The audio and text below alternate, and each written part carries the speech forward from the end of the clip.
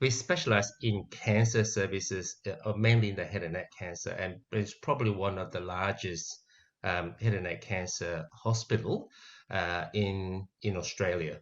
And so lots of experience in we manage a whole lot of different sort of head and neck cancer, and the allergic rhinitis is another thing that I manage, and through the ENT. Hey, so the what I'll probably want to do, hang on, how do I manage my slide? Yep, okay.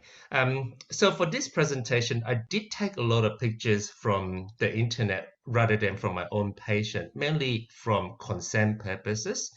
And so those pages in the internet doesn't have do not have gone through the consent process, whereas most of my patients, I think they would like to keep it private. So most of those pictures are not are from the internet.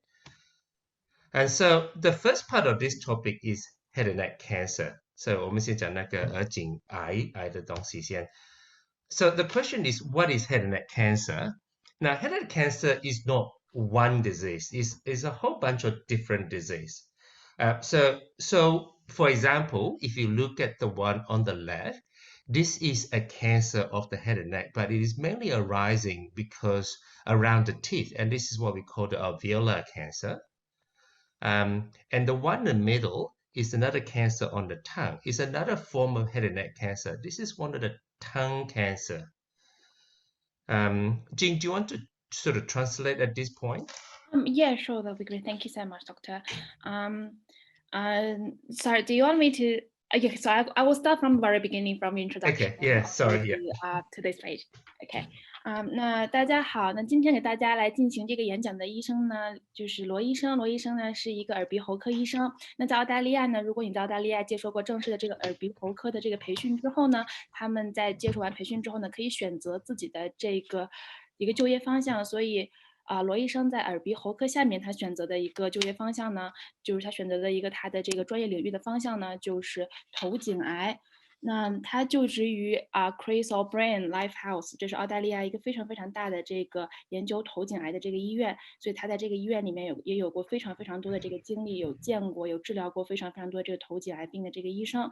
那么我们今天呢，这个在我们的这个演讲过程当中会用到非常非常多的这个照片，有很多的这个照片呢都是医生从网络当中搜寻来的。那么这个照片本身的这些照片本身的这个拍照者，他们自己是存有这个照片的这个版权的。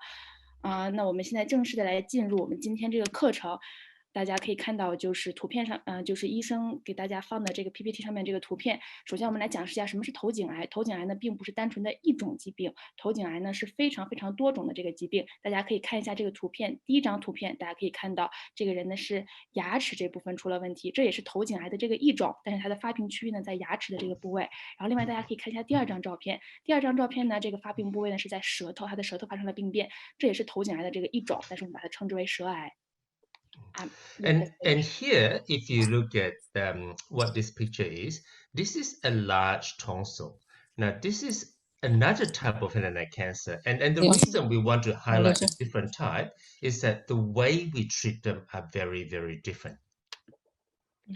大家可以看，Thank you, Doctor. 大家可以看一下这个第三张照片。这个第三张照片呢，这个发病部位呢是在扁桃体。那我们今天之所以要跟大家讲，就是头颈癌有这么多种不同的种类，是因为每一种不同的这个头颈癌呢，我们的治疗方式，我们治疗这种疾病的方式都是不一样的。Okay. Now we move down here. This is more common, not in the Asian community, but in the Caucasian community. This is a skin cancer of the head and neck. And it's probably one of the most common ones that we see outside the Asian community. 那大家可以看一下第二排的第一张图片那这个呢，这种头颈癌呢，其实就是一个皮肤癌。皮肤癌的话呢，在我们亚洲群体当中其实并不是很常见，它反倒是在白人群体当中是非常常见的。但皮肤癌呢，可以说是在我们亚洲群体之外最常见的一种头颈癌的类型了。And here is another salivary type sort of cancer. So this is now one of the gland of the face that become cancerous. 然后大家可以看一下第二行的这个第二张照片，这个呢就是在我们的这个唾液腺附近，这个发生了这个病变，所以这是我们人体当中脸的一个腺体发生了这个病变，然后发生了这个癌变，然后所导致的一个情况。And here, this is a thyroid cancer.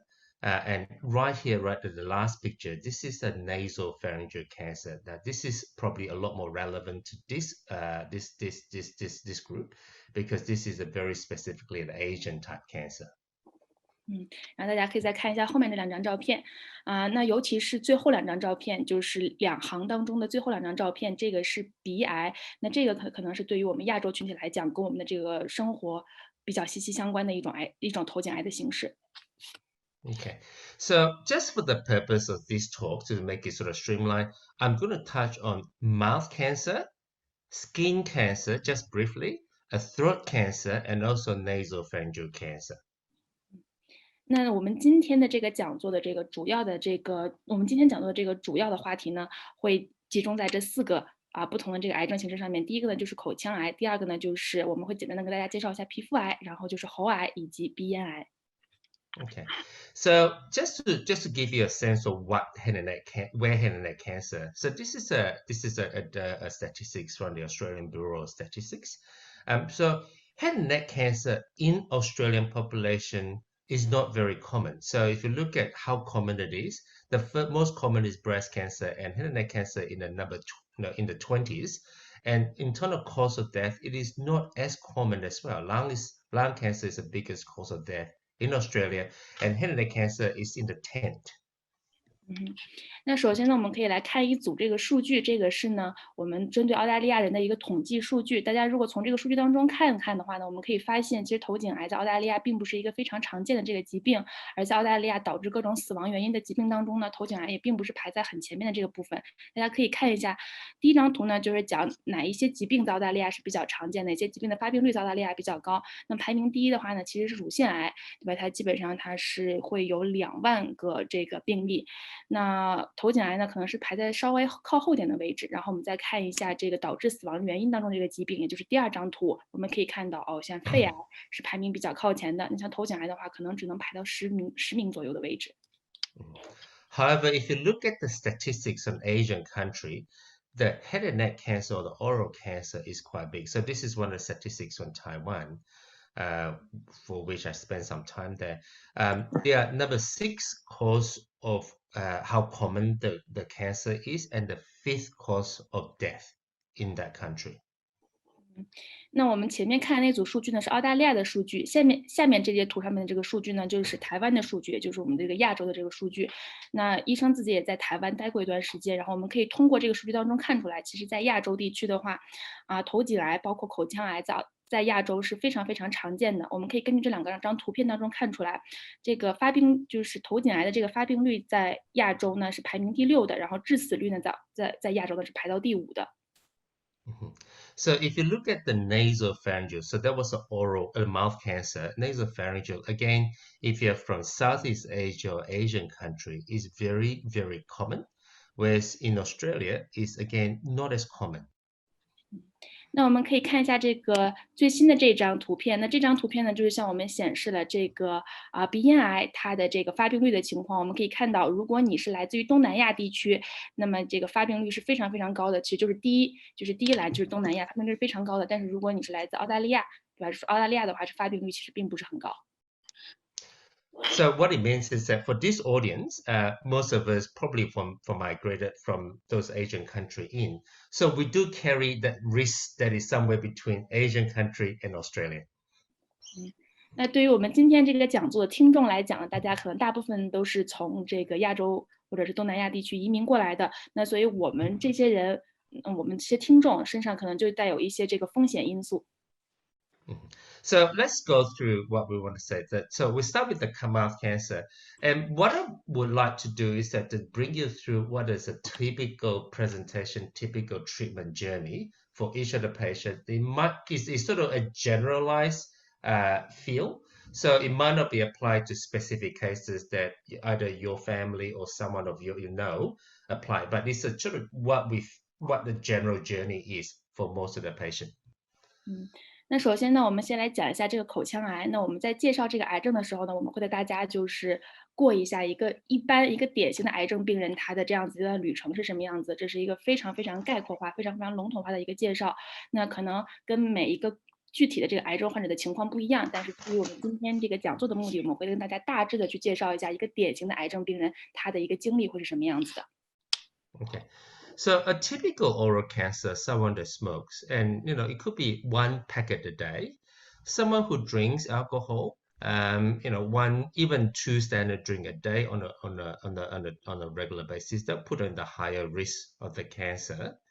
And what they're typically presented to us is a ulcer in the mouth that is slowly growing. So the ulcers that go away are usually not cancer, but these are ulcers that start small and then slowly growing, and they become painful.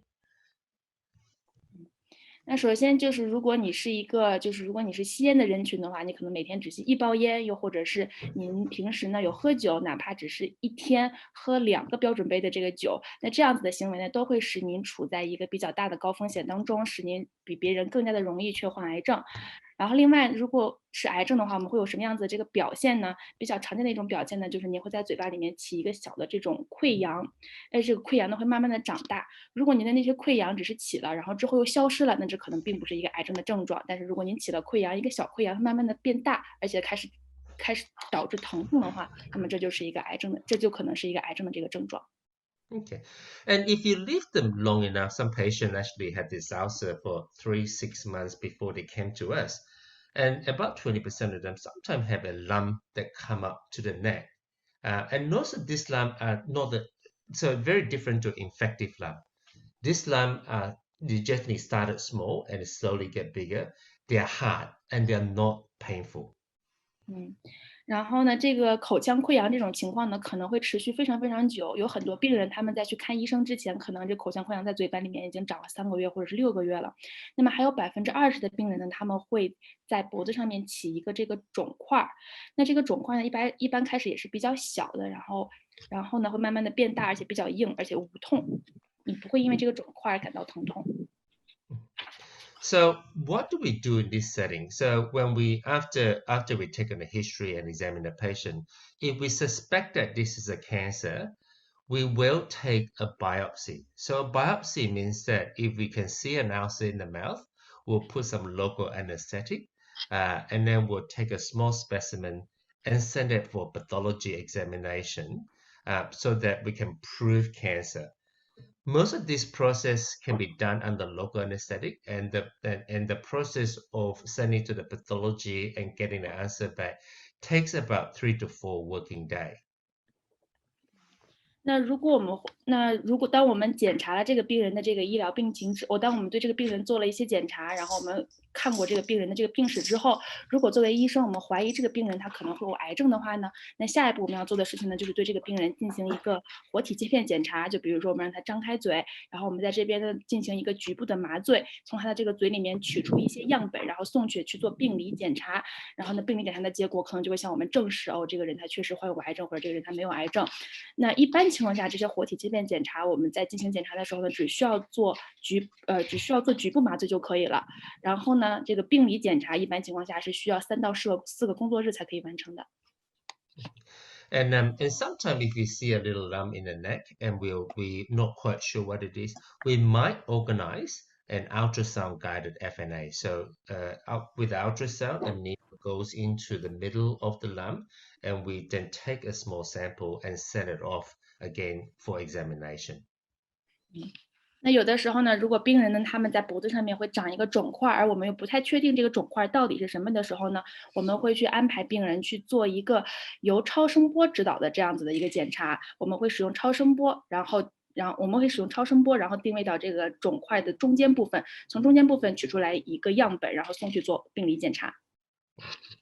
And we will, from then on, we will want to know how extensive this cancer is, how big it is, and has it spread anywhere else. So very commonly, we'll request a scan, and a CT scan are very commonly requested. And in some of the cancer that we think that might be a little bit more extensive, we might request for a PET scan or an MRI to look at certain details. So depending on where the cancer is, what our worry is with this cancer, a different sort of scan will be organized.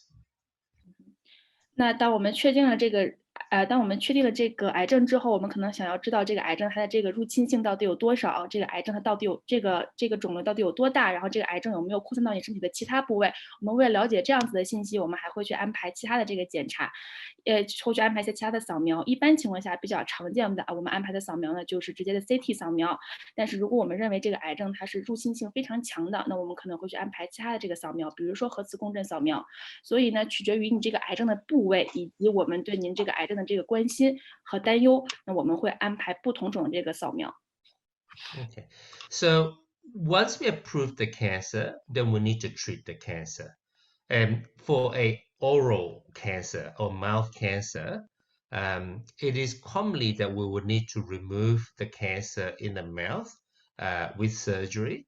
And it's also quite commonly that we will have to remove the lymph node that is draining the cancer in the neck, just so that we can clear off all the diseases.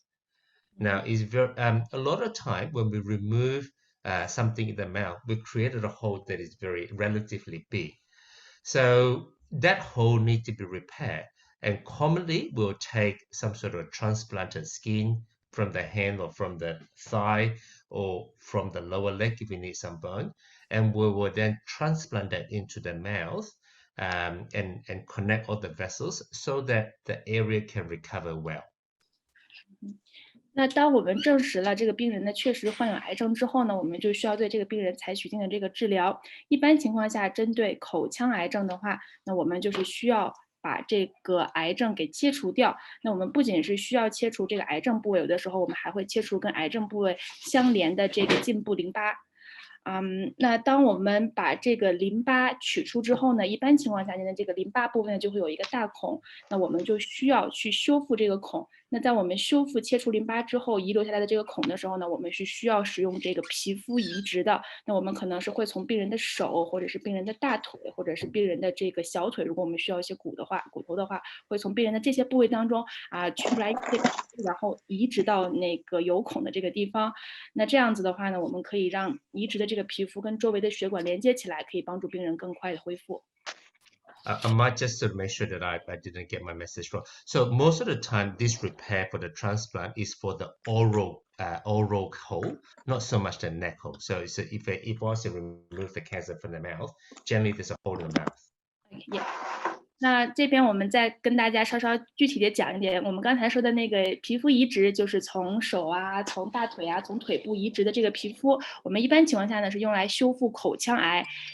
有口腔癌，然后修复口腔癌所导致的这个孔洞的，并不是说身体的其他部位。一般情况下，就是口腔癌，我们移除了这个淋巴结之后，我们做了切除手术之后有了孔洞，我们会用身体的那几个部位的皮肤移植过去，来修复你在口腔里面的这个孔洞。So that's kind of a typical. So what we can see is that once we repair that, we can see this is from the thigh. So there is a skin of the thigh in the mouth. And the rest of the mouth are from the patient's own tissue. So depending on the final results of the cancer, so once we remove the cancer, we'll look under the microscope. If the cancer is quite aggressive in nature under the microscope, we will probably will recommend for radiotherapy after the tumor resection. And sometimes, if it is even more aggressive, we will recommend it for chemotherapy with radiotherapy. 那大家可以看一下这个照片，这个照片呢，就是一个病人，他就是进行了这个皮肤的这个移植。大家可以看到，就是他这个图片当中有一些比较白的这个部分，比较白这一部分这个皮肤呢，就是从他的这个大腿当中移植下来这个皮肤，所以是比较白的。然后其他的这个部位就是病人自己的这个口腔里面的这个口腔组织。那一般情况下，当我们就是给病人做完这个切除术之后，我们做完这个切除术之后呢，我们会给病人，我们会去安排病人，我们会在显微镜之下去看一下这个病人口腔这个状况。那如果我们发现如果我们发现这个疾病它是入侵性非常非常强的话呢，那我们可能会在这个切除之后呢，再进一步的去安排病人去做放疗。那如果我们发现这个入侵性非常的强，可能放疗都不太够的话，我们会安排病人去做放疗和化疗。So if your cancer is being detected early, we expect a very good outcome. As most of the survival are 80 to 90%, and we expect a good speech and swallowing function, even if we this sort of repair. And with just all cancer, once we diagnose cancer, patient will need to be surveillance. That means that we need to keep an eye, we need to check them regularly. And the expectation is that we will need to follow up with the patient for up to 5 years upon completion of their treatment. 那如果我们这个癌症呢是在比较早期的时候就已经发现了的话呢，那我们的这个治愈率是非常高的，我们认为可能会有80%到90%的这个治愈率，而且癌症发现的比较早的话，在癌症之后，我们的这个恢复也会比较好，我们的言语和吞咽功能都基本上可以恢复正常。那当我们的这个癌症在确诊之后呢，我们是要对病人进行一个长期的这个观察的，我们需要定期的去对病人进行检查，所以一般在确诊癌症之后的这个5年时间呢，我们需要对病人进行定期的复查和复诊。Okay, so that's for oral cancer. Is anyone want to ask any question about oral cancer? Before we move on to skin cancer. 那我们今天关于口腔癌的部分到这边就结束了。我们下一部分要讲的这个内容就是皮肤癌。在我们正式的开始讲皮肤癌的内容之前，在座各位有没有谁对前面讲的口腔癌有任何的这个问题想要提问呢？我有啊。好，你問。點解會有呢個口腔嘅癌症咧？咁點樣防備咧？係咪食嘢啊，或者係口腔唔清潔啊，或者係冇得防備嘅？Cantonese is not my strong language. 对，他这个问题是问到为什么会有口腔癌，我帮你翻一下哈，为什么会有口腔癌？有没有什么可以避免这个发生，还是没有什么做法可以避免它的发生的？好，等一下我的下几个后尾的 slide 呢会讲到 prevention, so we'll touch on prevention later down the track.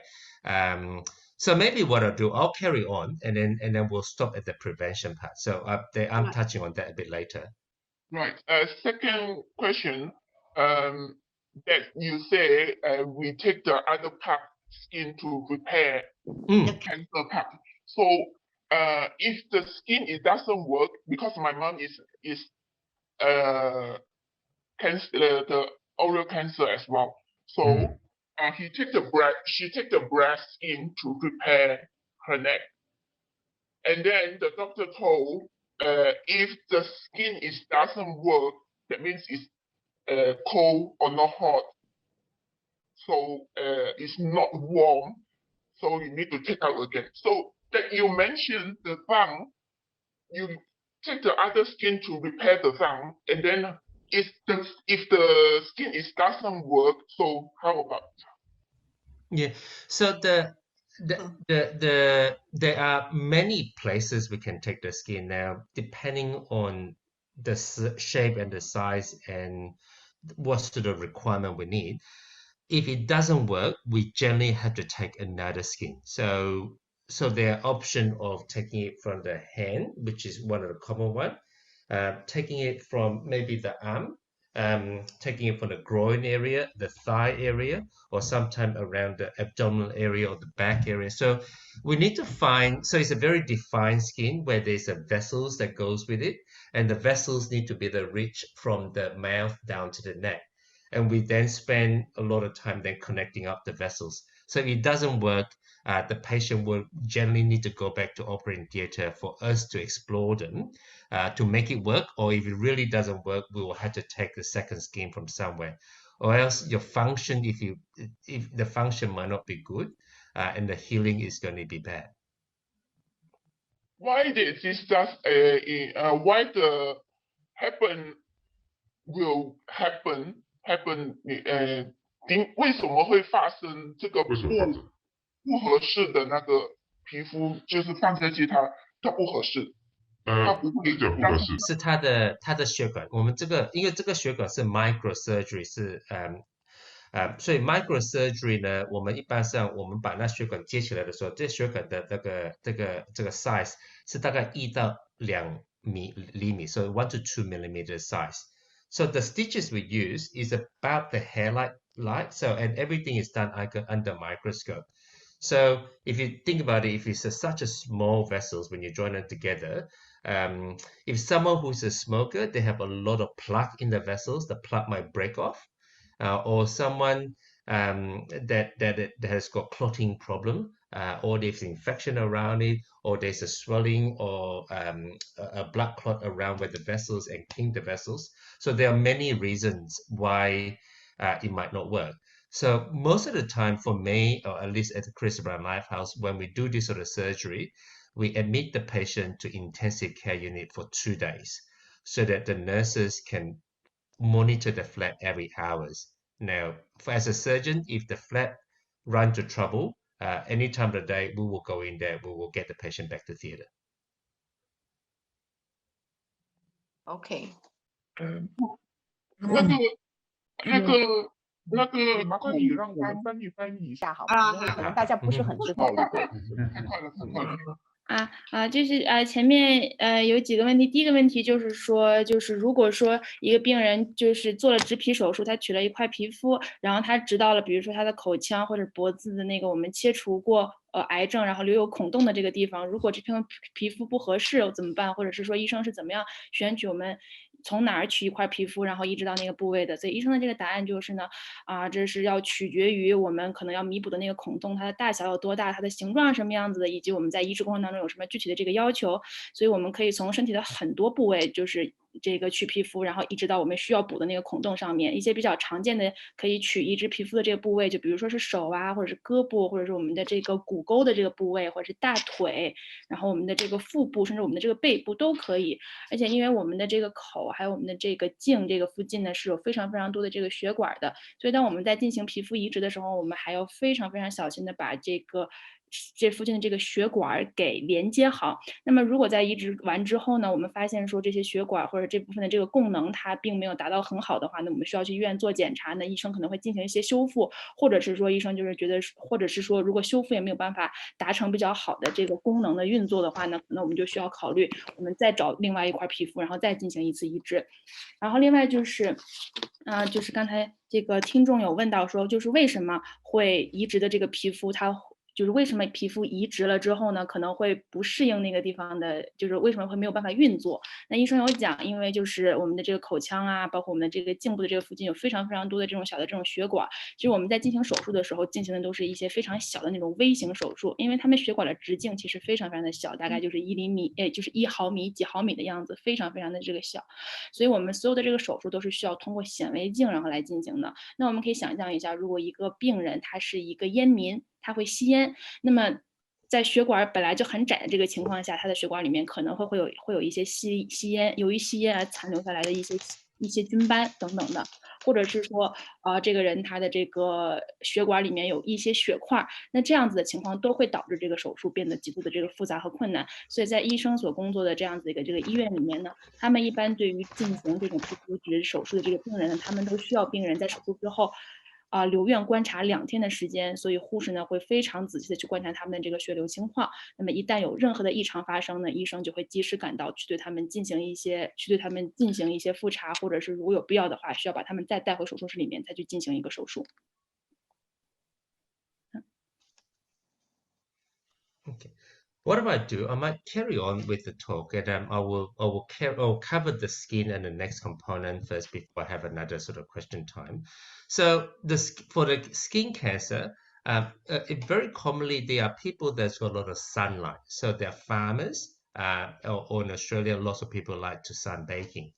It happened in sort of the more fair-skinned Caucasian patient, and the sunscreen, the education on sunscreen wasn't common about 20-30 years ago. So we're seeing a lot of patients in the 60 and 70 with a lot of skin cancer. Now, skin cancer is easy to spot because you'll see a growth. You'll see something that is growing that's not getting smaller. It just keep growing and then it started to ulcerate. Now, if you don't manage your skin cancer, have it managed, if you leave it long enough, they will spread to the lymph node. Not as common as oral cancer, but skin cancer can do the same thing. 那下面呢，我们来讲一下这个皮肤癌，之后我们再会讲一下颈癌。然后之前有这个听众提的这个问题，就是预防的这个问题，医生之后也会讲到。那我们现在来讲一下这个皮肤癌的这个内容。那皮肤癌的话呢，一般是如果你暴露在阳光当中比较多的话，那是比较容易确患皮肤癌的。所以一般农民呀，或者是那些非常喜欢去晒日光浴、非常喜欢去海滩的人，他们就比较容易确患皮肤癌。另外就是皮肤癌呢，它比较常见于皮肤较白的这个人当中，所以一般白人人种的话呢，比较容易得这个皮肤癌这个疾病。另外就是呢，可能在20-30年前的时候呢，大家对于说使用防晒霜这件事情没有很好的一个认知，就是对于防晒霜的使用20-30年前其实并没有那么普及，所以大家可能有发现身边可能就是有很多60-70岁的这个人，他们呢现在确患皮肤癌或者是受皮肤癌的这个困扰。那皮肤癌呢本身其实是很好观察到的，如果你发现说这个人的皮肤上面啊有这样子的这种小的这种肿块，而且这个肿块它又不消失的话，那这基本上就是很容易就可以观察出来。那如果长到这个肿块之后呢，我们不及时的去对这个肿块进行一些治疗的话呢，那很有可能这个癌症呢会扩散到你的这个淋巴部位。虽然可能并不像口腔癌一样那么不像口腔癌一样那么常见，但是呢，如果我们不及时治疗的话呢，这个皮肤癌也会扩展到我们的这个淋巴系统里面。Okay, and very commonly the skin cancer. Once we approve the cancer, can be simply excised and rearrange the skin of the region to have that closed. So by and large, it's a very simple procedure, and very commonly is done by your GP. Now, where I get involved is where the cancer has gone into the lymph node and you require removal of the lymph node. And if that's the case, most of the time after the surgery, most patients will need radiotherapy to control the disease as well. 那一般呢，皮肤癌的这个治疗手段呢是比较直接的。一般情况下呢，就是你把皮肤癌的这个癌变的部位给切除掉，然后之后呢，医生会重新组织一下切除掉部位周围的这个皮肤，然后把它们缝合起来、联合起来就好了。然后可能在进行这个癌症手术，在进行这个确诊癌症之前呢，可能也是需要进行活体切片检查的。那作为这个耳鼻喉科医生罗医生，如果说这个病人呢，他就是有发现说这个癌症已经扩散到这个淋巴结的这个部位，需要切除淋巴结的话，那像罗医生这样的医生，他们就会去操刀进行这样子一个手术。那如果确实皮肤癌它扩散到淋巴结附近之后，那切除手术之后呢，医生会去安排病人去做一些化疗，然后来确保这个治疗的效果。Okay. Now, the next one that is common is a throat cancer. Throat cancer is a very, very different disease. Probably a few years ago, everyone heard about Michael Douglas with a cancer, and his cancer is a double throat cancer. In throat cancer, or at least the HPV type throat cancer, it happens in young patients. Most of these patients do not smoke or smoke very little, but is very much related to sexual activity, and oral sex is one of the risk factors for this sort of cancer. And it's not uncommon that the patient will present with a tonsil that is larger on one side or the other side compared to the other side. And it's not uncommon that they will have a swelling in the neck. Again, they are hard, they're not painful, and they progressively swell up. 那下面呢，我们介绍一下这个喉癌。喉癌也是一种非常不同的一种疾病。大家可能很多年前听过一个非常著名的这个演员，大家可以看到他的这个照片，就是这个叫做 Michael Douglas， 是一个很有名的这个演员。他在很多年前呢就确诊了这个双喉癌，就是喉癌的这个一种。那么这个喉癌呢，它其实是比较多青年人他们确患这样子一个疾病。那这些青年人他们可能并不喝烟，并不喝酒，但是如果这个青年人他们有比较频繁的这个性生活的话，那这可能就是导致他们患癌症的一个风险因素。那如果是有喉癌的话，可能会有什么样的这种体现和表现呢？就是首先它的这个扁桃体可能会不均匀的增大，就是说扁桃体有两边嘛，那么有一边的扁桃体可能会变大，这是一个表现。另外就是呢，可能会在颈部有那种硬的但是不痛的肿块。Now, once we have proved the cancer, which is again through a biopsy, the treatment for this is quite different. For this, we generally will recommend either the treatment with radiotherapy and chemotherapy or a combination of robotic resection and radiotherapy. And so this is one of the robotic machine, and it can go into the mouth and remove the cancer with this is one of the radiotherapy. So the decision is a discussion and the tumor-based, patient-based, and also a discussion about the benefit and risk for each of this approach. 那么下面呢，我们来介绍一下这个喉癌的这个治疗方式。喉癌的治疗方式呢，也是和其他癌症比较不同的。那治疗喉癌呢，我们一般有2种选择，一种呢就是放疗和化疗的相结合，另外一种呢就是由机器人然后来做一个切除术，然后再对病人进行放射治疗。这是2种治疗的这个手段。大家可以看一下这个图片，左边的第1张图片呢就是这个机器人，这个机器人呢会进入到这个病人的口腔当中，然后来进行这个切除术。然后大家可以看一下这个 PPT 中间的这个图片，这个图片呢就是一个放疗机器，这个病人在进行这个放射性的这个治疗。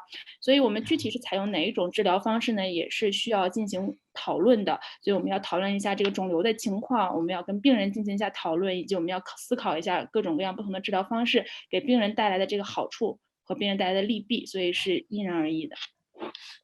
Now, if you're interested, Michael Douglas was treated with chemoradiotherapy.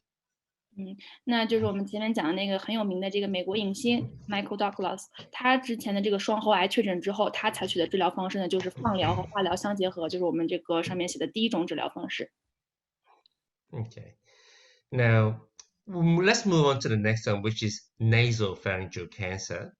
Now, the nasopharyngeal cancer is a very geographic cancer, and most of this cancer occurs people that migrated from southern China or Southeast Asia. The way most of the patients present is that they present with a loss of hearing on one side or sensation of water in the ear. Most of them are one-sided. Sometimes they do complain of bleeding of the nose. So this is not big blood, but when they blow the nose, they see blood coming through within the mucus. And rarely they might have blockage of the nose. Now, it's not uncommon, again, this cancer might present with another lump in the nose. So when we examine the patient in the ear, you can see that this is a normal ear. And when we examine in the patient with fluid in the ear, this is where we see there's got this sort of dark brown fluid behind. In patient that is from Chinese, Southeast Asia or Southern China, we will always examine the nose with a telescope. And what we specifically want to look for is there any cancer that is arising at the back of the nose that is blocking this tube, which is the tube that communicates between the nose and the ear. 好，那下面呢，我们来跟大家介绍一下这个鼻咽癌。那这个鼻咽癌呢，是在一定的这个地理位置当中非常非常常见的一种癌症，就是在中国的这个南部，还有这个东南亚地区，这个鼻咽癌是非常非常盛行的。那如果患有鼻咽癌的话，病人一般会有哪些症状呢？首先就是病人他可能会有一侧丧失听力，然后他会感觉到说他的耳朵里面有水，他会觉得说他的耳朵里面有非常非常多的液体，他会有这种感觉，基本上都是一侧。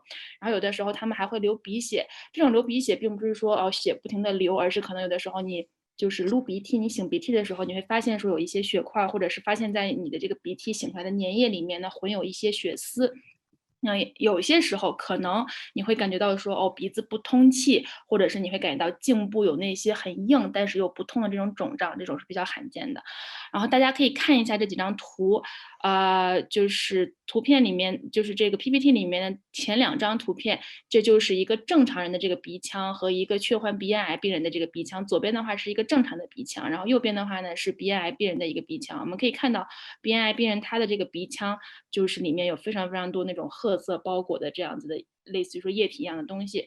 所以一般情况下我们会对尤其是中国或者是如果是中国南部或者东南亚的这个病人的，如果他们是来看医生的话，那么一般情况下呢，医生会使用显微镜，然后来观察他们的这个鼻腔。那他们是观察这个鼻腔的目的呢，是要确保说他们鼻腔里面是不是有一个连通耳朵的这个管道有没有被堵住。也就是说大家可以看一下，就是中间的那张大的这个图片，因为我们鼻腔到耳朵其实是有一根管道连通的，有的时候患有鼻咽癌的这个病人，可能他的这个管道就被堵住了。Okay. Now, when I use the word geography, my slide doesn't move. Yeah. So this is one of the census that was done back in about 10 years ago now. In blue are the area with the highest incidence of nasopharyngeal cancer. So you can see that in most of China, Southeast Asia is quite high in the rate. Australia is nowhere close to there. And Australia is sort of quite low. And most of the reason we are in the sort of blue region is because of the migration in from the Asian country and Southeast Asian country. I'm just going to show you one more picture. So if you look at just China, so this is a census from about 6 years ago in China. Most of the incidence of nasopharyngeal carcinoma in China is concentrated around the southern part of China. 那我们这边呢，可以给大家看几组数据。刚才就是这是第一幅图，这个是我们对全球进行的一个统计。这个统计大概是10年前做，大家可以看一下这个发病率，颜色越深的话呢，就代表这个地区的这个鼻咽癌发病率越高。那我们可以看到，整个中国地区还有东南亚地区都是属于发病率比较高的这个地区。那澳大利亚呢，其实是属于发病率比较低的地区。但是为什么澳大利亚还是有蓝色的呢？就是它不是完全没有发病率，它还是有蓝色的呢？可能也是因为有很多这个移民近些年就是从中国呀还有东南亚地区移民到澳大利亚，所以导致澳大利亚本地呢也有一些这个鼻咽癌的这个发病率。所以这是一个世界的一个统计图。然后我们来看一下第二张图片。第二张图片呢，就是大概是6年前左右在中国进行的一个统计。所以我们可以看到鼻咽癌的这个颜色越深，就说明鼻咽癌的这个发病率越高。所以我们也可以看到在中国的这个南部是发病率比较高的地区。Okay, so nasopharyngeal cancer commonly we will recommend a treatment with chemotherapy and radiotherapy. Now, I want to put this picture in there because some of you might be sort of looking at internet and there is this thing called the proton beam treatment.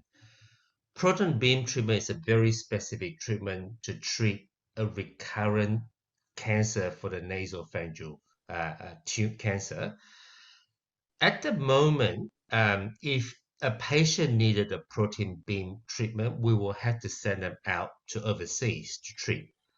The first proton beam machine will be built in South Australia, not in Sydney, but in Adelaide, and is expected to be completed and up and running in the next 2 to 3 years. So just keep this space open. It's very rare that we'll need to subject a patient for proton beam treatment, but if you read something there, this is coming to Australia in the next few years. 那我们现在来讲一下这个鼻咽癌的这个治疗手段。一般情况下，鼻咽癌的治疗手段呢，我们是采取我们是采取这个放射治疗和化疗相结合的一个治疗手段。那这边大家可以看到，医生还放了一张这个图。那这张图你们可能有的时候见过，或者说你们会读到相关的这个信息，就是跟光子束相关的这个治疗手段相关的这个信息。这个光子束的这个治疗手段呢，是一种针对复发性质的这种鼻咽癌的一种比较特殊的一种治疗手段。那么如果医生他们现在认为说某一个病人需要进行这种光子束的治疗手段的话，他们是需要把病人介绍到海外去接受治疗的。那么在澳大利亚，就是2到3年之后，可能会在南澳，也就是阿德莱德，不是悉尼，是阿德莱德这边会建立我们自己的一个这样子的一个治疗中心。但是其实确患鼻咽癌的这个病人需要接受光子束治疗，这样子的情况其实并不是很常见的。但是大家如果在网上读到相关的信息的话，就是读到相关的信息的话呢，确实也可以知道，就是我们会在2到3年之后，我们在澳大利亚有一个自己以在南澳为这个中心的这样子一个治疗机构。Okay, so I got some email about the radiotherapy treatment which some of you might be sort of experiencing. So radiotherapy is not surgery, so you don't have the problem with wound. But the way radiotherapy works is that it creates some radical and you stop the cell from turning over. So very commonly, it will reduce a lot of scarring. So commonly, if you have treatment in the head and neck region, the scarring around the muscle and the ligament can cause you to have small mouth opening. So we call trismus. So your mouth can't open too wide. Certainly, the scarring around the salivary gland will reduce in salivary flow and altered taste and smell. And more importantly, they will reduce the blood flow to the jaw. And the implication is that if you have bad teeth, you will need to have all your dental issue resolved before we start the radiotherapy. And the effect of radiotherapy on the neck is that it can cause scarring, so it can give you a lot of stiffness of the neck. Sometimes that reduce the ability to swallow. So having swallow difficulty and all this sort of that radicals that it created during the treatment for radiotherapy can cause you to be tired towards the later part of the treatment. So radiotherapy is not a one treatment, it's a series of treatment that goes over, depending on the disease, 5 weeks is quite common. So the first 2 weeks you'll feel quite okay, but towards week 3, week 4, week 5, you'll start to feel quite tired. 那我之前就是医生之前呢有收到一些邮件啊，有一些就是大家的听众可能会对这个放射治疗比较感兴趣，这也可能是有一些听众目前自己正在经历的这样的一个阶段。那所以我们这边呢来介绍一下这个放射性治疗带来的这个影响。首先，放疗它其实并不是一种这个手术，所以它并不会在你的身体里面留下这个伤疤。那放射性疗法呢，就是通过一些放射性的这种光速，然后来使得这个细胞不再进行进一步的这个病变，所以这个就是放疗的一个基本原理。那有的时候呢，我们有的时候在做口腔手术之后会留下来这个疤，那这样子这种疤痕呢会导致你嘴巴张开的幅度会变小。有的时候我们做手术呢可能会在就是我们的唾液腺部位就是留下这个疤痕，那在唾液腺部位的这个疤痕呢就可能会导致我们减少唾液的流量，就是我们的这个口水会比较少。然后这个会导致我们降低味觉，然后嗅不到东西。然后如果呢你有这个牙齿的这个问题的话呢，那医生肯定是会要求你在进行放射治疗之前，把你所有牙齿的问题都修复好的啊。然后另外就是如果是有肿块，有切除过肿块的话呢，那我们之后可能会导致你的颈部肿块切除之后呢，你可能会导致颈部比较僵硬，无法进行移动。然后另外就是我们可能会在进行放疗的这个后期呢，感觉到非常的疲惫和无力。放射性治疗呢，并不是一次性的治疗，放射性治疗呢是一系列的治疗，有的时候呢会长达5个星期那么久。所以可能有些病人一开始头2个星期的时候会觉得说，哦，我还感觉可以，没有什么问题。但是在放疗的后期到第3周、第4周和第5周的时候，病人会感觉到非常非常的疲惫。Okay. I'm going to skip some pictures of bad teeth for the radiotherapy. But just to emphasize that it's very important to involve the dentist. And most treatment with radiotherapy in Australia, there's a team, and the dentist is part of the team. And what they will do, they will make sure that all your dental issues are resolved before you start the treatment. 那刚才呢，就是医生就快速的跳了几张就是不健康的牙齿的这些图片。那在澳大利亚，你在进行或者是你在决定要进行放射治疗之前呢，是最好一定要跟你的这个牙医来进行沟通，确保你的这个在开始放射性治疗之前，你的所有的牙齿的问题都已经解决了。在澳洲的，其实放射性治疗他们是有一个团队的，那这团队里面基本上总是会包含一名牙医的，所以非常重要的一点就是一定要在放射性治疗之前把牙体的这个相关的问题全部都解决掉。Okay, now, so we're going to touch on prevention. This is where we now over here, I'll talk about what we can do, and over here, on the right side, I'm going to talk about which cancer that applies to. So let's touch on to smoking. Actually, I'll get Jing to explain this concept first. Thank you. 那现在呢，我们来跟大家介绍一下这种疾病的预防。所以左边的话呢，就是我们在预防疾病的时候可以采取什么样子的措施，然后右边的话就是这个措施针对预防哪一种癌症会比较有效。那我们现在来进入这个讲解。Okay, let's talk about smoking and alcohol. Smoking and alcohol applies to most cancer other than skin cancer. Now we know that smoking will definitely increases your risk of cancer. And in alcohol, even 1 standard drink a day or 2 standard drink a day will increase. So this is 25 grams is 1 standard drink. a day, so that's talking about 7 glasses a week, increases your risk for your oral cancer, your throat cancer, esophagus cancer, and liver cancer. When you go up to about 4 glasses a day, it goes up to about 6 times the risk for oral cancer. Now, if you mix alcohol with smoking 1 packet a day, that risk will go up to 22. 好，那我们首先来讲一下这个预防的第一个这个手段，就是我们说的这个少吸烟、少喝酒，对吧？那么烟酒呢，它就是减少烟酒的这个摄入呢，可以在一定程度上帮我们预防口腔癌、喉癌和这个鼻咽癌的这个发生。然后我们刚才看到医生给我们看的这个第2幅图呢，就是如果你是喝酒的话，那么喝酒会对你带来什么样子这个影响？你喝酒我们刚才说吸烟，可能你一天吸1包烟，喝酒的话，你哪怕一天只是喝1个标准杯，就是如果你一天只喝25克的酒，一般25克在澳大利亚就是定义成1个标准杯，哪怕你一天只喝1个标准杯的酒，都会使你比常人可能更容易确患口腔癌，或者是喉癌，或者是食道癌，或者是肝癌。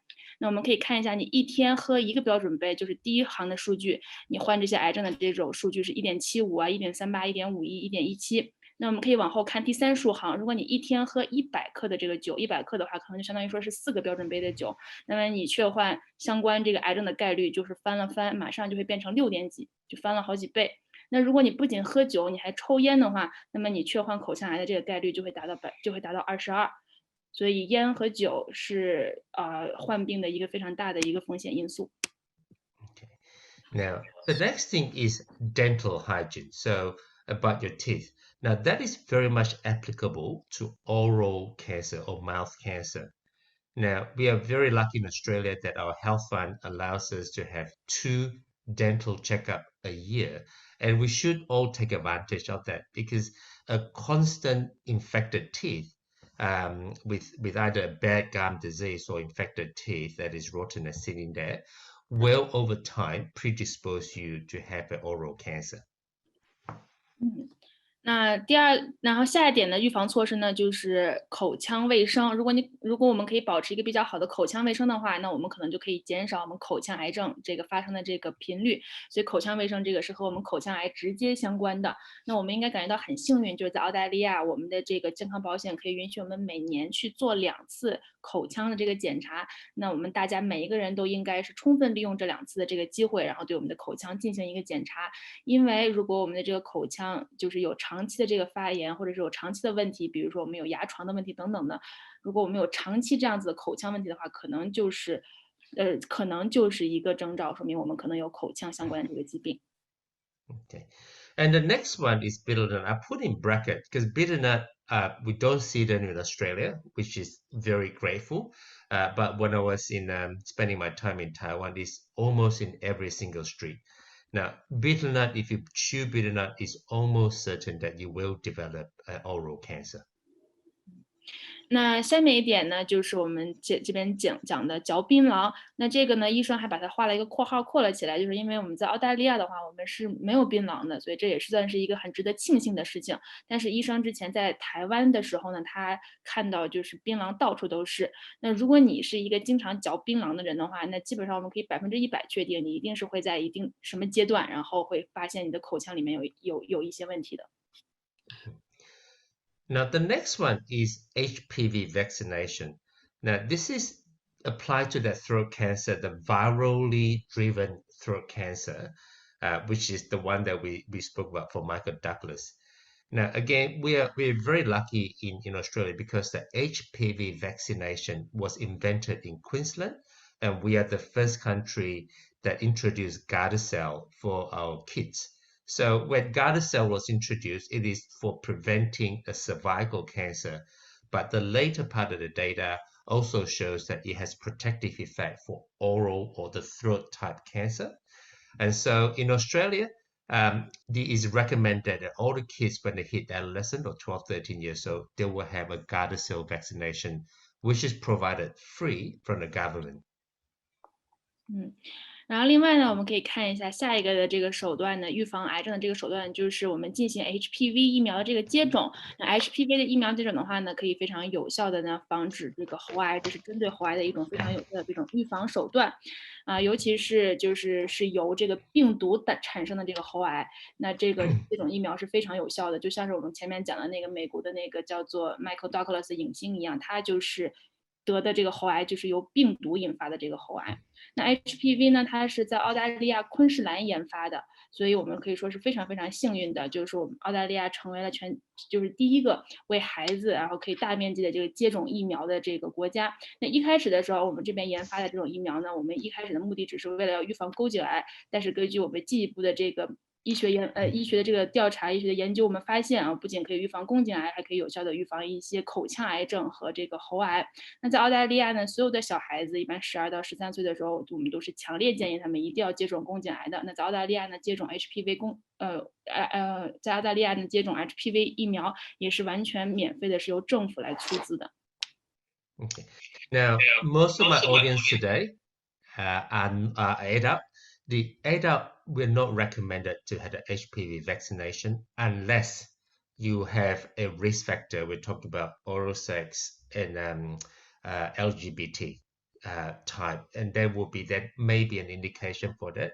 But certainly for most of the audience that are listening today, we are not indicated to have the HPV vaccination. But if you have grandkids or kids in that age group, we should encourage them because they're going to move towards that sexually active phase.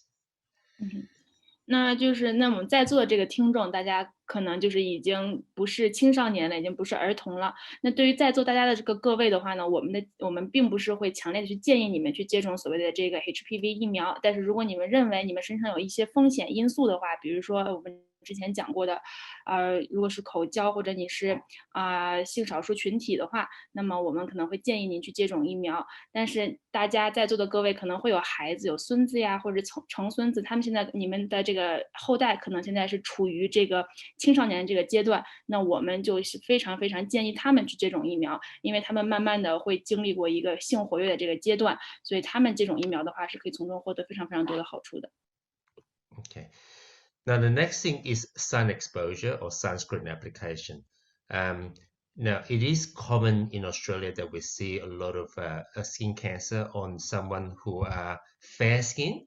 Now, in Asian, and most of us, we are protected because we got quite a lot of pigment in our skin that protect us against the sun damage.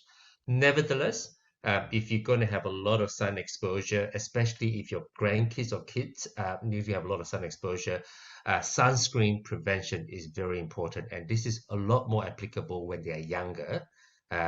It's still applicable at your age. 那下面呢，我们来谈一下这个日光防护。那这个日光防护呢，其实就是预防皮肤癌症的一个非常有效的这个手段。那么我们刚才讲过，皮肤癌呢，在皮肤较白人的这个群体当中，其实是比较容易发生的，就是白人群体。那我们作为亚洲人，我们比较幸运啊，我们的皮肤里面有非常非常多的这个色素，可以预防我们就是可以帮我们抵挡一些由这个日光照耀带来的这个损伤。但是呢，对于我们在座听众的可能的孩子而言，你们的孩子呀，或者是你们的孙子孙女，那我们可能要教育他们说，这个防晒，尤其是涂防晒霜啊，这种防晒是非常非常重要的。当然了，对于我们这个听众年龄段的大家来讲，防晒、日光防护也是非常非常重要的。Okay, and the last one is nasopharyngeal cancer. Now, we don't really know why the southern China and the Southeast Asia has a lot of nasopharyngeal cancer, but we do know that it is related to exposure of salted fish and meat in the younger age. So exposing them in that age group for some reason increases the risk, and also a very early EBV infection. So again, we see EBV infection quite commonly everywhere else worldwide, but in those sort of that sort of at-risk area, they tend to have EBV infection a lot earlier as a child. So that could be one of the risk factor. Now, we can't prevent the EBV infection, but we can do something about the salted diet, the preservative diet that we introduce our kids. 那下面的话呢，我们来讲一下这个鼻咽癌的这个情况，就是我们其实并不是能够特别的这个确定这个鼻咽癌它到底为什么就是在亚洲啊，或者就是东南亚地区或者中国南部这么的这个频发，但是我们呢能够大概的总结出来2点，首先就是我们的这个饮食，我们在可能从很小的那个年龄开始，我们就摄入非常非常多的那种腌制过的呀，或者是就是放很多这个盐，然后来进行保存这些食物也好，肉也好，菜也好，我们在比较小的年龄的时候就接触了大量的接触了这样的这种饮食，这是其一。其二的话呢，就是这个 EBV， 这是一种病毒，叫做人类疱疹病毒第4型，这是一种病毒。那其实这个 EBV 这样的这个病毒，它在全世界都有流行，在全世界的任何角落我们都有见过，只是在就是中国南部呀或者东南亚地区，那我们得 EBV 这个病毒的年龄一般来说会比其他地区的这个人要小，就是我们会在我们的这个人生比较早期的这个阶段就会得到这样子这个病毒。那 EBV 这个预防呢是我们目前没有办法做到的，但是呢我们可以从饮食下手，我们可以就是尽量早一点，或者是让我们的这个孩子早一点能够减少就是多盐呀或者是过多腌制性的这种饮食习惯。Okay. I'm going to skip this because they say the same thing. So we're going to come to the last slide for the head and neck cancer. So once you have head and neck cancer and you are fully treated at head and neck cancer, it is important that we are monitoring this cancer because the cancer might either come back or new cancer might form.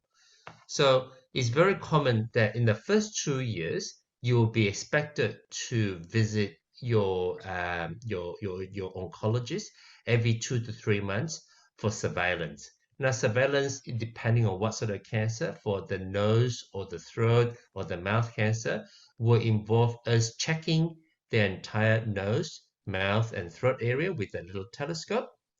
And also us looking into the mouth and us feeling the neck for any lymph node. Now, as you go longer from the completion of treatment, the interval get longer. So on the 3rd year, you go to every 3 to 4 months. And for the 4th year, every 6 months. And for the 5th year, every 5 months. And then we can potentially discharge you after the 5th year. 那在我们进行完这个癌症的治疗之后，在一个癌症病人进行完癌症治疗之后呢，那我们需要对这个病人的这个情况进行一个，我们需要对他进行一个长期的这样子一个监察的这个情况，所以这就是我们有这个随访的概念。因为在一个癌症病人治愈之后，那可能这个癌症会再一次袭击到他，又或者是说可能会有新的癌症的这个形成，所以呢，病人是需要一直进行这个所谓的这个随访或者是回访的。那我们可以看一下这个随访的这个频率，随访的频率如果是癌症的头2年的话，那么基本上是建议每2到3周病人就需要去自己的那个癌症专家那边去进行进一步的检查。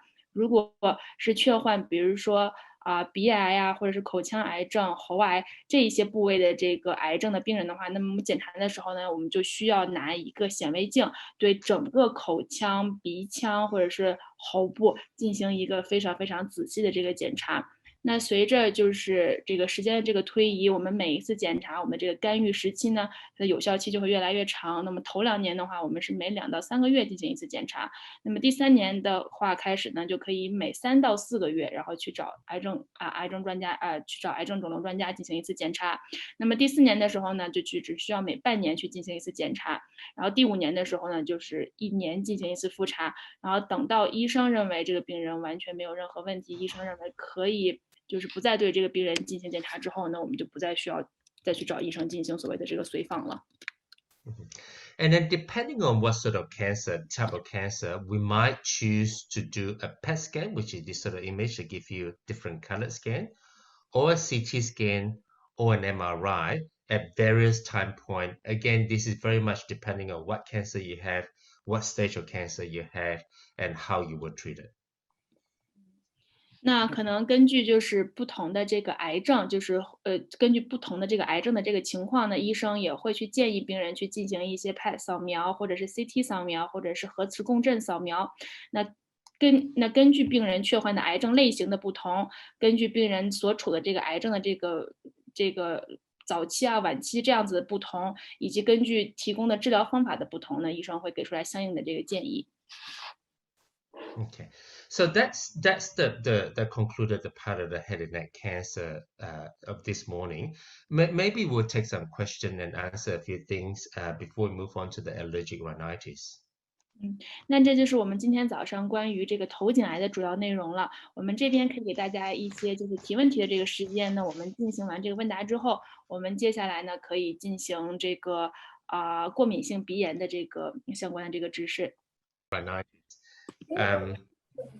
So allergic rhinitis is very common. Now, if you look at allergic rhinitis, it might have some cross reactivity to cold or flu. Now, these are two different viruses. Flu is the HN virus. Cold is your RSV virus, and cold is a lot more common than flu. What is most common in symptom in allergy is that patient will complain a lot of runny nose, stuffy nose, and sneezing. And it is an allergic-based problem. 好，那下面的话呢，我们就来跟大家讲一下这个过敏性鼻炎。那我们可以看一下，其实过敏性鼻炎和这个流感呀，或者是和感冒，它们有很多就是症状上都是非常类似的。但是但是感冒和流感它们是不同的这个东西，它们是由不同的这个病毒所导致的。那我们可以看到，就是过敏性鼻炎，它其实就是一种过敏的情况，它跟流感还有跟感冒，它们都有一些比较相似的一些症状。比如说，我们可以看到，就是我们一般如果去患这个过敏性鼻炎的话，我们像流感和感冒一样，我们可能会觉得说鼻子会堵，或者是我们会不停的流鼻水，然后我们会有打喷嚏的这个情况。Okay, so now again, sort of how common is this? Now, the allergic rhinitis is similar prevalence to asthma. So this is the asthma data, but they go hand in hand. So you can see that Australia is bright red, and so we get huge amount of allergic rhinitis. Now, this is very reverse to nasopharyngeal cancer. It's very uncommon in this part of the world, but it's very common in Australia, which is a developed part of the world, and also in North America, which is the developed part of the world. 那我们现在可以看一下这张图里面给我们带来的这个数据。这个图里面的数据其实是对这个临床性哮喘进行的一个数字统计的数据，但是临床性的这个哮喘呢和过敏性鼻炎它们经常是一起出现，所以我们就可以用临床性哮喘的这个数据，然后来讲一下我们的这个过敏性鼻炎的数据。大家可以发现哈。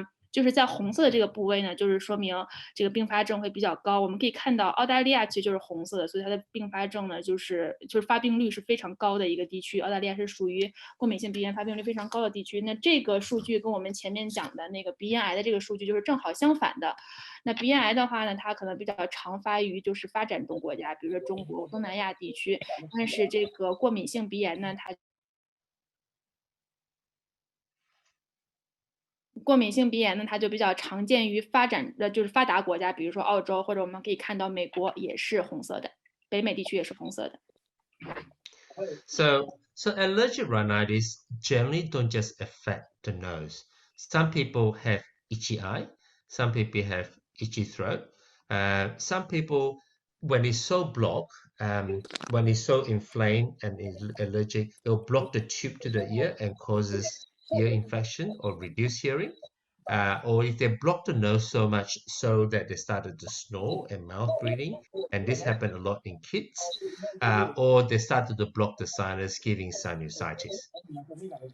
那过敏性鼻炎的话，它如果发病的话，它其实不仅仅是影响到你的这个鼻子，它会影响到你的身体的其他部位，比如说你的眼睛会感觉到说比较痒，然后或者是说你感觉到你的喉咙比较痒，又或者是你感觉到耳朵会比较痛，然后耳朵痒，因为一旦过敏性鼻炎堵住了你的那个耳鼻连接的这个通道的话，你会感觉到耳朵有不适的情况，会痒，有的时候会丧失一些听力，又或者是如果堵住了你的这个鼻腔的这个呼吸通道的时候呢，你会打呼噜，就那种嘴巴呼吸的时候，你会有非常重的那种打鼾的这种声音，这种情况在孩童当中是非常非常常见的。然后另外就是呢，你会感觉到头痛。So this is a sort of a simplified view of what an allergic rhinitis is. So I'm going to talk you through. So allergic rhinitis means that this is something from your environment. The allergen from the environment got into your nose, and then it goes into a cell. This cell then activates the next cell, and then activates another cell that produces the antibody. And the antibody is very specific. It's called the IgE, which is not an immune type of antibody, which is IgM or IgG. So this antibody then goes to another cell and then causes the release of a lot of chemical that cause sneezing and runny nose. So this is how an allergic rhinitis would have occurred in the patient. 那我们可以看一下这张图，我们可以通过这张图简单的跟大家介绍一下过敏性鼻炎是怎么样发生的。首先我们可以看到，就是这3个小黄球，这东西叫做过敏源。这个过敏源就有可能是我们环境里面的任何一个东西。那么当我们这个过敏源进入到我们的这个鼻子当中呢，我们的这个鼻子当中。我们这个鼻子当中呢，就会有一个细胞接受这个叫做抗原呈递细胞。那这个细胞呢，就会激活你身体里面的这个其他的另外2个细胞，就是后面的这个第3个和第4个细胞。这2个细胞被激活之后呢，我们的身体里面就会分泌出来一种抗体，这种抗体呢叫做 IgE 抗体。这种 IgE 抗体就是我们说的血清抗体，它不是我们身体里面常见的一些免疫系统的抗体。一般免疫系统的抗体，它可能命名是 IgG 或是 IgM。那我们的这种抗体，它一旦产生了之后呢，它就会导致我们身体里面的这个一个细胞，它产生非常多，它就是分解开来的同时呢，会产生非常多的这个化学物质，而那些化学物质呢，会导致我们觉得说不停的流鼻水，或者是导致我们不停的打喷嚏。Okay. We just sort of keep that in mind because we're going to come back to this diagram. So this is what we see in the nose. So when I put a telescope to see on the nose, a normal nose looks healthy. It's nice and pink. They got all the spaces for breathing. And in allergic rhinitis, the nose started to swell, and then they got a lot of mucus being produced. Now, if you don't manage the allergic rhinitis for a very, very long time, because we're talking about 10, 20 years, then the swelling get a lot worse and it become a nasal polyp. So nasal polyps can happen if you don't manage your allergic rhinitis. Now that become a jelly-like swelling, and generally when they come to this stage, it's very likely that we need to then introduce surgery to manage that. This is very different to an infected sinus, which is on this diagram on the bottom left, which is when you look into the nose, there are little pus that come out. 那我们现在可以看一下，就是这是不同的这个人他的这个鼻腔的这个情况。我们第一张图呢，就是一个正常健康人他的这个鼻腔的这个情况，我们可以看到非常健康，对吧？颜色是粉色的，然后通道也非常的干净，没有任何这个问题。那第2张图就是第1排的第2张图呢，就是一个过敏性鼻炎患者他的这个鼻腔这个情况，我们可以看到他这个鼻腔呢已经发肿了，就是已经肿胀，而且里面会有非常多这个粘液的这个情况。如果一个过敏性鼻炎患者他们不去试图就是控制自己的这种病情的话，如果他让这个过敏性鼻炎的这个情况持续了10年、20年的话，那就有可能进一步的发展成就是第2行图的这个第2章的这个情况，就是我说他这个鼻子里面会有鼻腔这个息肉，我们可以看到就是第2行的右边这张图就是有鼻腔息肉。然后我们第2行的第1张图呢，这个是我们说的急性鼻窦炎的这个情况，我们也可以看到他的这个鼻腔里面挂了非常多粘稠的东西。Okay. Now, from your end, so when you look into someone's nose, or especially little kid's nose, this is normal. Now, when you look in someone's nose, you just sort of pull it up. If you see this little thing, this is not polyps. This is an allergic nose. So in kids, they look a little bit more purple. They look pearly and look sort of shiny. Now, when they get a little bit older, what you can see, so you can see again, a little bit swollen nose, lots of mucus around. This is or something like that, which is this is not a polyp. This is a part of the nose called the turbinate, and they're just swollen. They look either purple or sort of just itchy looking and lots of mucus. And that probably gives us a sense that this might be allergic rhinitis. 那我们可以看一下，就是第1张图的话，就是一个健康的人，他的这个鼻腔长成这个样子。那我们一般检查一个人的鼻腔的时候，我们可能把他这个鼻孔向上推一推，然后看他这个鼻腔这个状况。那么第2张图我们可以看一下，就是这个紫色的地方，这个其实不是我们前面讲的那个息肉，这个紫色的话呢，可能就是在暗示着这个人他有过敏性鼻炎。大家在检查自己小孩子的这个鼻腔在鼻腔的时候，可能会发现小孩子的这个鼻腔呢，一般情况下颜色会偏紫，然后会亮闪闪的。那图2这种情况呢，就是说明它可能有一个过敏性的这个鼻腔，这个不是息肉的这个表现。然后大家可以看一下这个图3，它再长大一点点的话，如果我们查看它这个鼻腔的话，我们就会发现它这个鼻腔呢就是都肿起来了，而且里面有非常非常多的这种粘液状的东西。那我们可以看一下右边，就是这个我们 PPT 中间这张大图。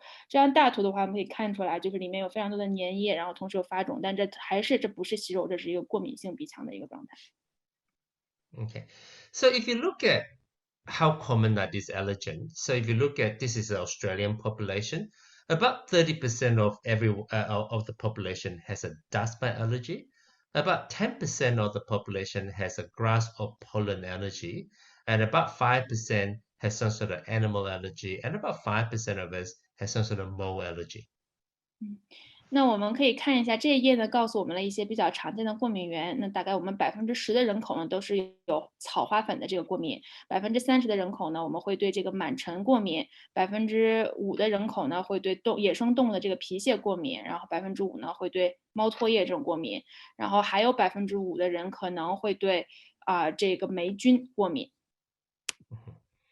So the reason we when we manage allergic rhinitis, we want to know what you are is because some of them are seasonal. So which means that there are some symptoms are worse in a certain season. So if you got like tree or grasses, they are the spring or summer problem. And there are some allergen, they are all year round. So, if you got a pet, you're going to have problem all year round. If you got mole or dust mite, they are generally indoors, so they generally be a all year round problem. That determines how we need to manage the nose or the symptom. 那当我们对这个过敏性鼻炎的这个人进行确诊的时候呢，我们希望知道他是哪一种类型的这个过敏性鼻炎。因为过敏性鼻炎有一些过敏性鼻炎它是季节性的，也就是说它在某些季节里面它的这个情况会更加的严重。比如说如果它的过敏源是树啊或者是草的话，那么可能在春天或者夏天的时候它这个症状会比较严重。但是有一些过敏源呢，它是一年四季每一天都在的。比如说如果有人对这种螨尘，或者有些人对于霉菌过敏，那螨尘和霉菌它们大部分的时间都是在室内一直会存在的。所以或者是说你在家里面养了一只宠物，然后你对宠物的这个毛屑呀或者皮毛过敏的话，那这也就意味着你可能一年365天，每一天你都被这个过敏源包围着，你每一天可能都会有过敏的这个症状。所以对于医生来说，他们需要知道你是一个什么样子的这种你对什么过敏，你的过敏症是你的过敏源是什么，然后它到底是不是季节性的呀，还是一年365天都有的，然后他们才能够为您制定出来一个比较好的治疗方案。Okay, so if you look at in Australia, we are coming into the allergic season. So a lot of us, there are a lot of more patients that are going to have allergic problem during the winter and the spring months. So this is how we generally will need to start treating patients a lot more aggressively during those seasons. 那我们可以看这幅图呢，就是向我们展示的，就是在澳大利亚过敏性鼻炎的这样子一个发病的分布情况呢。我们可以看到，我们现在其实是处于一个发病率比较高的一个阶段，就是在冬天的时候，所以基本上就是从冬天初开始的时候，医生就开始需要着手，然后来对这些过敏性鼻炎的这个病人提供相关的这个治疗服务。Okay, so how do we diagnose an allergic rhinitis? Now, a lot of time, the history will give us a sense of if they're allergic rhinitis. So history of, they develop a symptom when they're about 5 to 6 years old, and the symptom get worse, and mostly sneezing in the morning and runny nose. And then they started to rub the nose. Some people have itchy eye. And then when they come to about sort of 9, 10, 11, 12, the nose started to block. So those are the history they'll tell us, yeah, this patient has allergic rhinitis.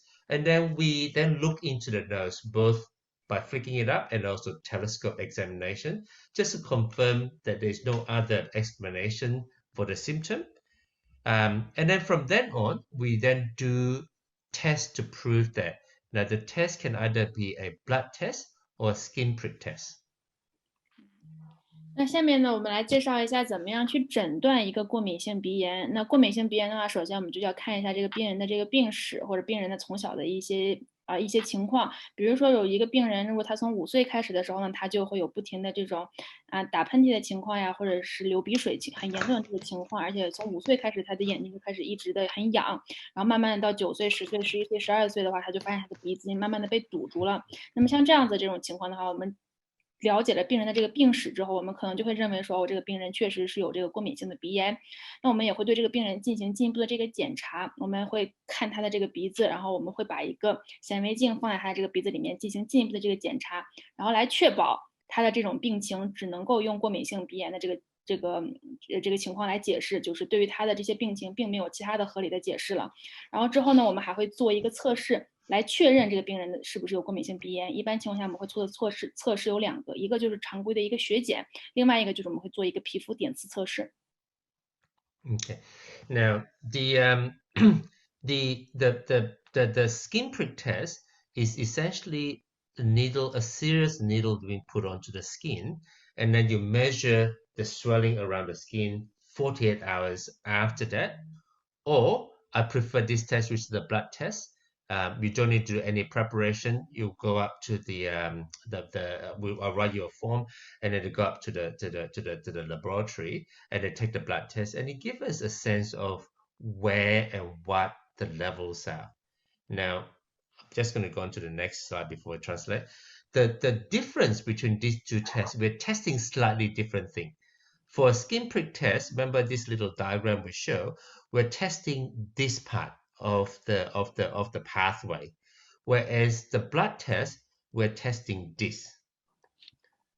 So what it means is that for the skin prick test, a patient that take a lot of antihistamine, we have to stop it because or else you will have a funny result. Whereas the blood test, none of these things are going to be modified very much. So what you get, you don't have to do any specific preparation to have the blood test. 那下面我们来跟大家介绍一下，就是这种检测的2种手段。我们刚才讲过，就是我们最后要证明这个病人确实是有过敏性鼻炎的话，我们需要进行2个检测，要不然就是血检，要不然的话就是皮肤穿刺的这个检查。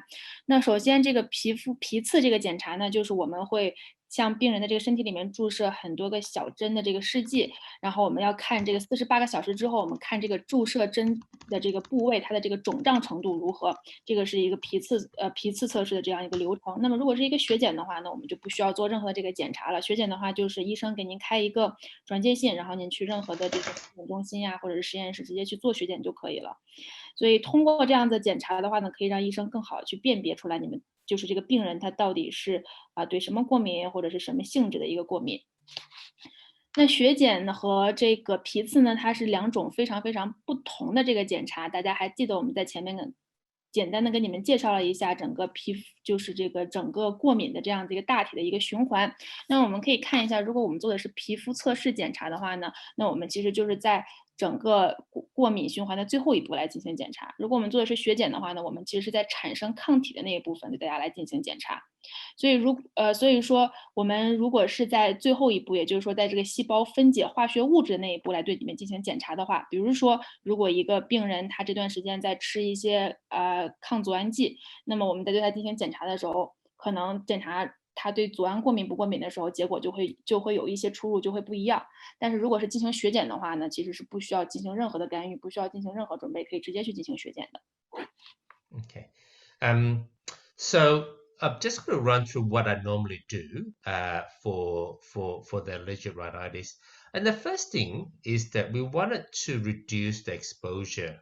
So depending on what allergy you have, so for the dust mite, you want to do something about your home, sort of carpet, reduce amount of toys in the house, maybe change to the wooden floor, and maybe have what are called a dust mite protective pillow or bed sheet. If you have a dog allergy, then maybe think about changing type of pets you have, or get a hypoallergenic dog if you want to have a dog.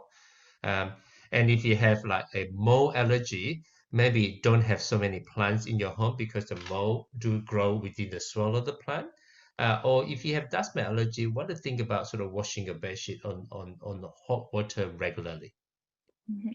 那我们下面来跟大家介绍一下，就是对于过敏的一些常见的治疗方法。首先，第一点的话呢，我们就可以减少自己暴露在这个过敏源当中的这个频率，就是我们可以让自己少暴露于在这样子的过敏源中。当然了，取决于你的这个过敏源是什么，我们采取的措施可能也不太一样。比如说，如果你是对螨尘过敏的话，那么我们可以考虑，比如说平时多清洁一下自己的这个家，多进行一些打扫，清洁一下地毯，然后在家里面少放一些类似于玩具这样子的东西，或者是说我们可以把家里面的这个地毯直接换成木地板，然后我们可以改善我们用的这个床上用品，我们可以用一些就是防螨的这种防尘的床上用品。那如果我们的过敏源呢是宠物，比如说是狗狗的话，那我们可能可以考虑说我们养另外的其他种类的这种宠物，又或者是说，如果你的过敏源是霉菌的话，那我们可以考虑在家里面少养一些植物，因为很多霉菌它都是跟植物共生的。所以如果我们是对就是螨虫就是这种过敏的话，那可能我们可以考虑定期的去清洗我们的这个床上用品，用热水去清洗我们的床上用品。Now, the washing the nose is one of the strategy. I won't play you this video in interest of time.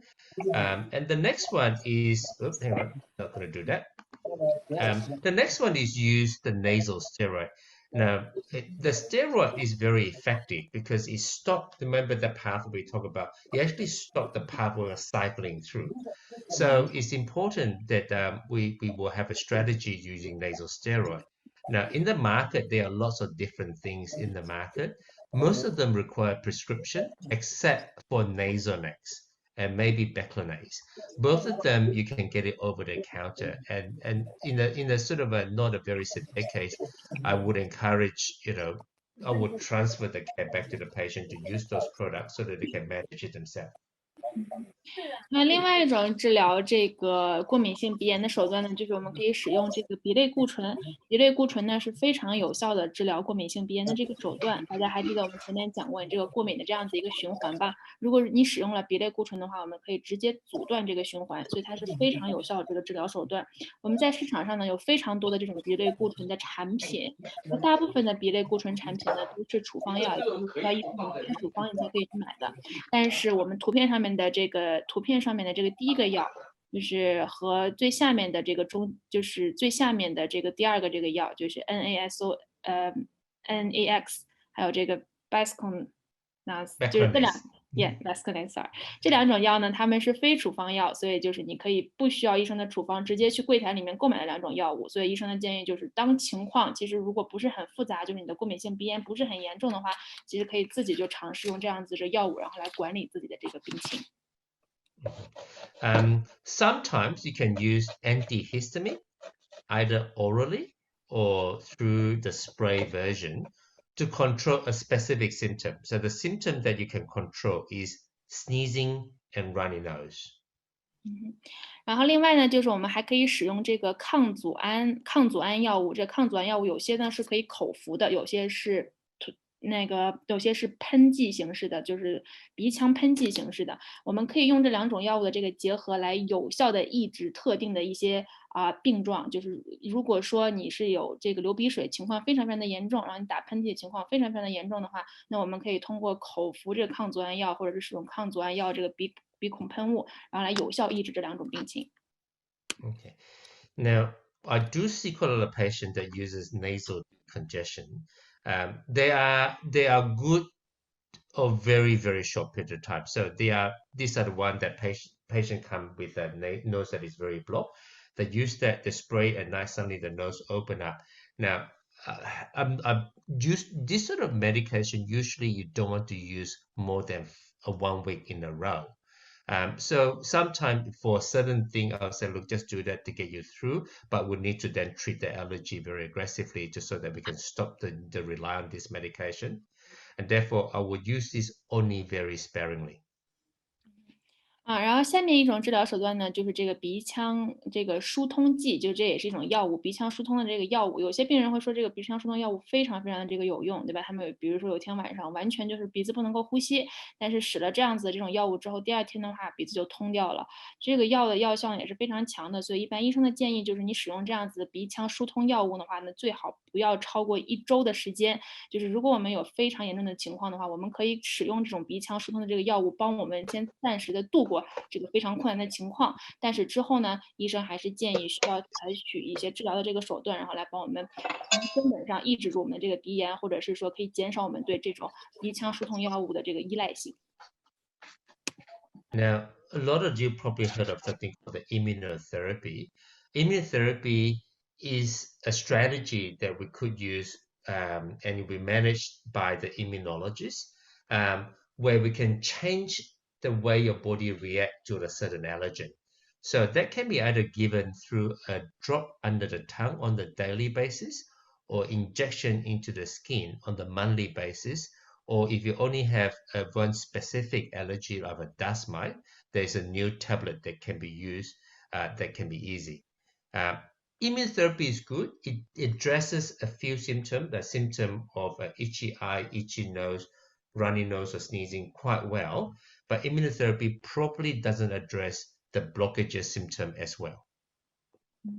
那我们下一种的这个治疗手段呢，叫做免疫疗法。免疫疗法呢，也是免疫学家免疫学家一起协力我们产生的一种疗法。这种免疫疗法呢，可以改变我们的这个身体对特定的这种过敏原的这个反应的这个情况。所以，比如说，你可以每天在你的这个舌头里面就是滴一滴滴液，又或者是如果你选择注射的话呢，你可能每个月去进行一次这种注射，然后可以改变我们身体对待某一些特定物体的这个反应。又或者是说，如果家里面如果你只是单纯的就是螨尘啊、灰尘、粉尘过敏的话，那我们可以直接使用这个药物，都可以为我们带来比较好的这个效果。所以免疫疗法它确实是一种比较好的疗法，它可以非常有效的缓解一些特定的症状，比如说眼睛很痒、鼻子很痒，或者是说流鼻水这样子的症状，我们通过免疫疗法都可以得到非常好的缓解。但是呢，如果是鼻腔堵塞这种情况的话呢，免疫疗法可能并不能为我们带来很多疏解。Okay. Now, the last thing is surgery. Now, surgery is not for everyone. Surgery treats a very specific symptom, and surgery will only offer if you've gone through all that from the top to the bottom, and mainly use surgery to treat obstructive symptoms. The nose is still blocked. They'll try washing the nose, steroid, histamine, and all that sort of allergen. They'll try that, and they're still not working. And then when I examine the nose, I can see very specific problem like a septum or partition that is bent, or turbinate that is very big, or patient has started to form polyps because they haven't treated for a long time. Then after going through all that, I might think about using surgery to help the patient to resolve a very specific symptom. 然后最后一种我们针对这个过敏性鼻炎的这个治疗手段就是手术。手术呢，并不是推荐给每一个人的。什么样的这个人才会在使用手术来治疗过敏性鼻炎呢？就是我们在这个页上列了非常多的这个治疗手段。如果一个病人他尝试了上述所有的治疗手段，他比如说洗过鼻呀，或者他使用过鼻类固醇等等这一系列治疗手段，它全部都使用过了，但是还是没有效果，还是有一些症状难以缓解的话，那这个时候的话，医生会对这个病人的这个鼻腔再进行一次检查。如果他发现说病人的这个可能鼻腔的这个横膈膜就是出现了一些问题，或者是病人这个鼻腔里面长息肉，我们前面提到过，如果长期不治疗、不管理你的这个过敏性鼻炎的情况的话，你的鼻腔里面会长息肉。那么如果医生经过检查发现有这样的情况存在的话，那医生可能会对你医生会选择采取手术的情况，然后来治疗过敏性鼻炎。Okay, so just to recap, now when we do washing, we're treating this part of the cycle. When we use antihistamine, we use this part of the cycle. When you use steroid, either a nose or oral steroid, we're treating the entire cycle. And immunotherapy treat very specifically this part of the cycle. And just to sort of put that different strategy of you treating this allergic rhinitis. 那我们前面刚才跟大家介绍了，这个就是你的这个过敏性鼻炎的这样子一个发病的这样子一个循环。我们有外界的这个过敏源，然后导致我们的这个身体产生了一系列的这个激活了一系列这个细胞，然后又导致了这个细胞的这个分解，然后所以导致了你身体一系列这个变化。那我们前面讲到的各种不同的治疗手段呢，它其实就是在从不同的角度来切断这个循环。比如说，如果我们使用这个洗鼻的这样子一种疗法的话，其实我们就是在切断这个过敏源，就是我们外界过敏源的这个进入。如果我们是使用就是抗组胺剂的话呢，其实我们就是在切断最后这个细胞分解的这样子的一个细胞的分解，这样的话就不会产生可能会使我们导致鼻子很痒啊、打喷嚏这样子的这种物质。那如果我们使用固醇的话呢，如果我们使用类固醇的话，这种类固醇的产品呢会切断我们整个过敏的这个循环。那如果我们采取免疫疗法的话，那免疫疗法呢主要就是从这个细胞的这个角度，从这几个细胞的角度，然后来切断我们整个过敏的循环。所以我们就是使用不同的这个产品，我们会从不同的这个角度，然后来改善我们的这个过敏情况。Okay. So that probably concludes the very brief overview of what allergic rhinitis. Now, a lot of time when we manage allergic rhinitis, we probably have to look at individual patient. Most of them present with different symptoms, and so the strategy might varies between patient, and also most people have slightly different allergy type, and the strategy sometimes change between patient. So I might open that for question. 那所以呢，当我们去治疗不同的这个病人他的这个过敏性鼻炎的情况的话呢，我们是需要因人而异的，因为不同的这个病人他可能呈现出来的这个症状会不一样，所以我们需要进行不同的这个对待，我们的治疗手段呢可能会不一样。另外就是他的过敏源不一样的话呢，我们要采取的这个治疗手段也是不一样的。